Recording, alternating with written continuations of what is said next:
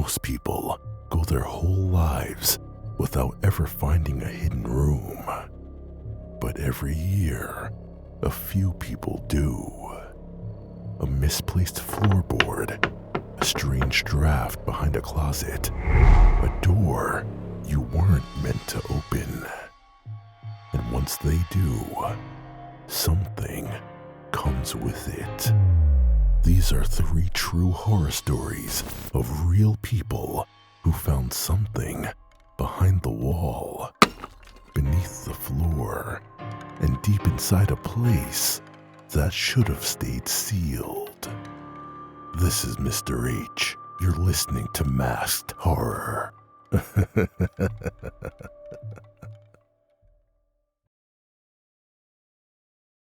Behind the bathroom mirror. I was staying at my late grandmother's house while we sorted out the estate. Old place, built in the late 1950s. One of those low-slung brick ranch homes where the hallways always feel a little too narrow and the ceilings press down on you just enough to notice. She'd lived alone for years, and the house reflected it. Quiet, stale, almost suspended in time. The floral wallpaper had faded, but it was still there. So was the plastic on the furniture, yellowed slightly around the edges. My mom asked me to stay there a couple nights to keep an eye on the place. Said there had been a few break-ins recently, and we hadn't finished clearing everything out yet. I didn't mind. Figured I'd bring my laptop, knock out some work, save money on the hotel. That first night was uneventful. I made dinner, watched some static-filled TV from an old box set still hooked up in the den. Eventually, I wandered into the bathroom to brush my teeth. That's when I noticed the mirror. It looked like any other old bathroom mirror, silver frame, slightly fogged along the corners, maybe warped from decades of steam. But when I leaned in to spit, I swear the whole thing moved. Not like it was coming loose from the wall. It wobbled. I pressed my palm against the edge. It gave. So I pulled it, gently, and the entire mirror came away from the wall, clean and quiet, revealing a dark, hollow space behind it. No insulation, no pipes, just a black void about 2 feet wide, 4 feet tall. Big enough for someone to crawl into. I remember whispering, "What the hell?" And right here's the part where most people say I should have stopped. But I didn't. I turned on my phone's flashlight and pointed it inside. The space behind the mirror stretched back about 10 feet, maybe more. It curved left at the end, disappearing into darkness. And on the dusty floor, handprints. Human-sized, flat, leading inward. I froze, not in fear at first, just confusion. Then unease started trickling in. I texted a buddy, sent a photo. He joked, "Someone's living in your walls, LOL." I didn't laugh. That night, I slept with the bedroom door locked and a lamp on. Every creak of the old floorboards made me flinch. The next morning, I went back to look again in daylight. There was something I missed. A red plastic lighter wedged in the corner of the opening. Faded, scuffed. The kind you get for $1 at a gas station. My grandma never smoked. I called my mom, asked her if she ever noticed anything weird about the bathroom wall. She paused, then said, "You found that thing too." Two. She explained that when she was a teenager, she once dropped the brush behind the mirror and realized it wasn't secured. Peeked inside, said she saw an old coat hanging up. When she told my grandmother, she was told firmly not to ever open it again. Just old construction, she said. But her voice didn't sound convinced. That night, I put the mirror back and taped it shut from the corners with packing tape. I woke up at 2:30 a.m. to a dull thud. Then another, closer this time. It wasn't loud, just enough to pull me out of a dream and fill my chest with dread. The third knock came from the bathroom. I grabbed the flashlight, crept to the door, and peeked down the hall. The bathroom door was open wider than I remembered. Then came a sound I'll never forget. Light scratching, like fingernails, slow, intentional. I turned on the flashlight and inched forward. The mirror was on the floor. The tape had been sliced clean, like with a blade. And there was something new inside. A child's sneaker, dusty, no laces, just sitting there like someone had left it behind. I didn't sleep after that. I sat in the living room holding a knife from the kitchen, every light blazing, heart pounding until the sun came up. I didn't want to call the police. I just thought maybe it was my mind playing tricks on me. I called my mom the next morning, told her I was done. She didn't argue, just said, "I understand." We had the house professionally inspected a few days later. Turns out the crawl space extended behind the bedrooms and connected to the attic. They found bedding, food wrappers, a rusted flashlight. Someone had been living in there. Not recently, years ago maybe. But what bothered me most, they didn't find the lighter, or the sneaker, or the coat. Like they'd never been there at all. We sold the house soon after. I didn't keep the mirror, but sometimes I still wake up at 2:30 a.m. and I swear I hear tape tearing. And ever since, I keep a flashlight and a knife next to my bed, just in case. The room under the nursery. When my wife and I bought our first home, we thought we were getting a deal. It was a 1940s colonial, 3 bedrooms, huge backyard, and a finished attic. Sure, it was a little outdated, yellowing wallpaper, creaky floors, but nothing we couldn't fix. The real draw was the space. We had just found out we were pregnant. We wanted room for a nursery. We closed that October. Our daughter Emma was born in December. But by spring, the house started to change. Not physically, really, just the atmosphere. The nursery always felt off to me for some reason. Cold, even with the windows shut and the heat on. Sometimes the baby monitor would crackle and pick up static, even though we had one of those high-end Wi-Fi cameras. But I didn't want to worry my wife, and I told her it was just the old house wiring. Maybe the thick walls, nothing to worry about. Until one night, around 2:15 a.m., Emma started screaming. We rushed in. She was standing in her crib, something she'd only just learned to do. Red-faced, shrieking like she was terrified. Not hungry, not fussy, scared. I scooped her up, trying to calm her, and that's when I noticed it. A low humming sound, faint, like a generator or a fan, coming from below. We didn't have a basement. I asked my wife if she heard it. She shook her head. She was still focused on Emma. I remember kneeling down, pressing my ear to the hardwood floor, and I swear I could hear it louder. A rhythmic mechanical humming, and what sounded like a faint clicking noise, like tapping, coming from underneath the nursery. I didn't sleep that night. The next morning, I went outside to check the crawl space. Our inspector had told us it was sealed up years ago, that the house sat on a raised foundation with a concrete skirt and no sub-level access. But when I looked behind the hedges lining the side of the house, I saw something strange.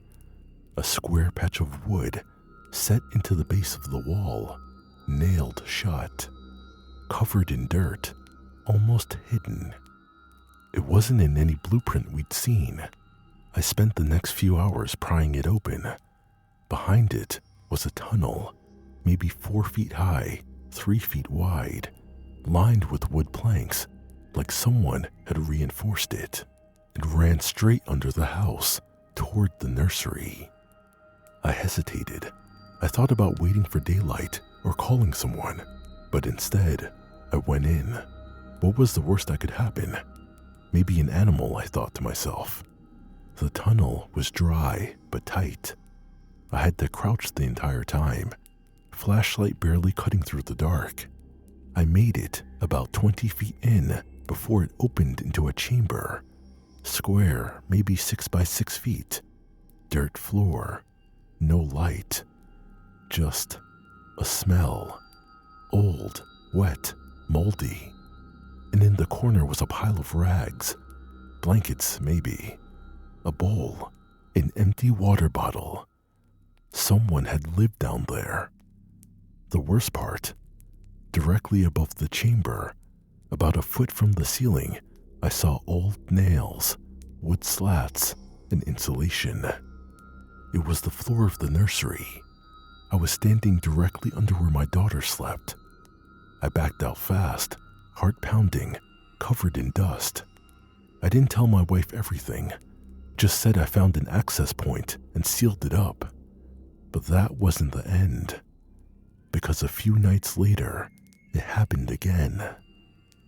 Emma crying, static on the monitor, that same faint humming sound, except this time, the clicking was louder. I crept to the door and listened, and I swear I heard it, a voice, whispering, just one word, repeated over and over. Emma. I rushed in and turned on the light. Nothing. Emma was crying, curled in the corner of the crib. No one was there. I ran to the crawlspace entrance the next morning, sealed, unmoved. But when I returned to the nursery, there were scratch marks on the floorboards from underneath. 4 of them, long, uneven, like fingers had been dragged across the wood. That was it. I called the police. They searched the crawlspace, said it looked abandoned, no signs of recent activity. They filed a report, but didn't seem overly concerned. No evidence of forced entry, so not much they could do, they said.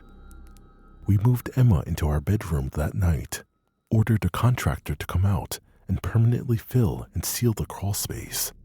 He did, poured concrete, installed steel mesh vents. We tried to move on.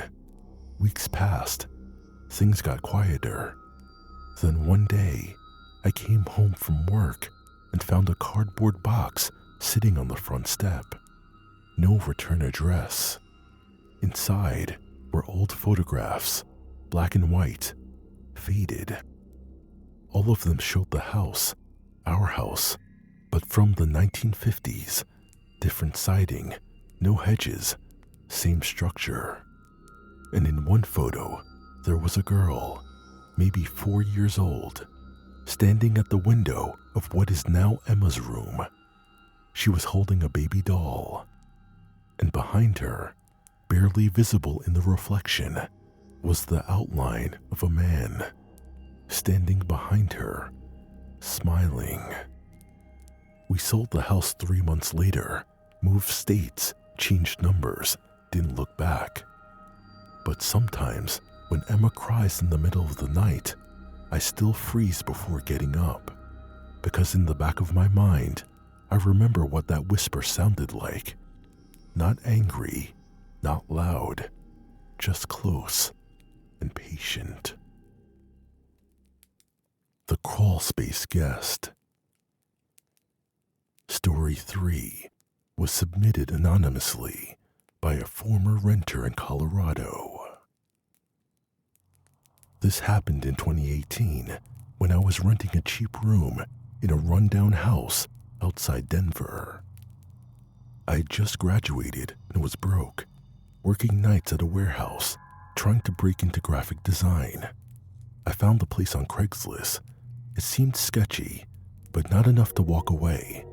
$450 a month, no lease, utilities included. The landlord, Mike, lived upstairs. Kind of odd, always in slippers, smelled like menthol and mothballs, but he mostly kept to himself. My room was in the back of the house, near the Crawlspace entrance. I didn't love it, but I was desperate, so I moved in. The first few weeks were uneventful, except for the cold. The back of the house was freezing no matter what I did. I bought a space heater, but the chill never left. I blamed it on bad insulation. Then I started hearing things. It was always after 2 a.m. when I got home from work and was lying in bed. Light tapping, a soft scrape, like something dragging across wood. At first, I assumed it was rats or maybe pipes groaning. It was an old house after all. I couldn't afford better, so I tried to ignore it. But then one night, I heard it beneath me. Not under the floorboards, under my bed. I froze. 3 taps, sharp, deliberate. I leaned over the side of the bed and looked. Nothing. Just dust and an old heating vent near the wall. I told myself I was overtired, that it was nothing. The next day, I asked Mike if the place had rodents. He didn't even look up from his newspaper, just muttered, "You get used to the creaks." But something about his tone made my stomach twist. That night, I checked every corner before bed. Closet, floor, under the bed again. Nothing. I fell asleep watching YouTube. Around 2:30 a.m., I woke up freezing. The space heater was off, and I heard breathing. Not mine. Slow, steady, rhythmic, coming from the vent. I got down on the floor and listened, and then I heard a whisper. Too faint to make out the words, but unmistakably human. A voice repeating something over and over again. I grabbed a screwdriver and popped off the vent cover. All I saw was a narrow shaft lined with old metal, but it didn't just run along the wall. It went down, too far. The next morning, I called a friend who worked HVAC. I told him I thought there was mold in the system. He showed up with a flashlight and a scope camera. 30 minutes later, he came back upstairs looking rattled. "There's a break in the ductwork," he said. "It dropped into a crawl space, but it's not on the blueprint." He paused. "There's stuff down there." "Like what?" I asked. "Sleeping bag, fast food wrappers, a beer can. Recent." I felt sick. Someone had been living under my room. I called the police. They searched the crawl space. It took hours. When they came back, they didn't say much, just told me it would be smart to find a new place to stay. Soon. They said it wasn't the first time they'd been called to that house. They wouldn't confirm what they found, only said the space was no longer safe and the landlord should have disclosed the crawlspace access. That night, I asked Mike about it.